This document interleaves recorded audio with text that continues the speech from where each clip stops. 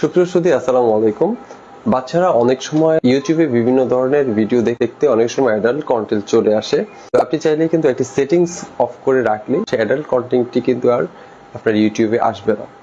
এমন ইন্টারেস্টিং সেটিংসটি কিন্তু আপনি খুব সহজেই করে নিতে পারবেন আবার মোবাইল ফোনের মাধ্যমে।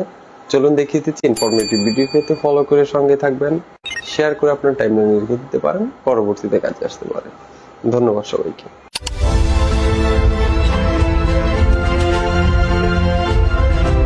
আমরা সর্বপ্রথম চলে আসব ইউটিউব অ্যাপসটিতে। ইউটিউবে এসে এখান থেকে আমরা প্রোফাইলে ক্লিক করব, এমন একটি ইন্টারফেসে নিয়ে আসবে। এখান থেকে আমরা সেটিংস একটি অপশন, সেটিংসে ক্লিক করব।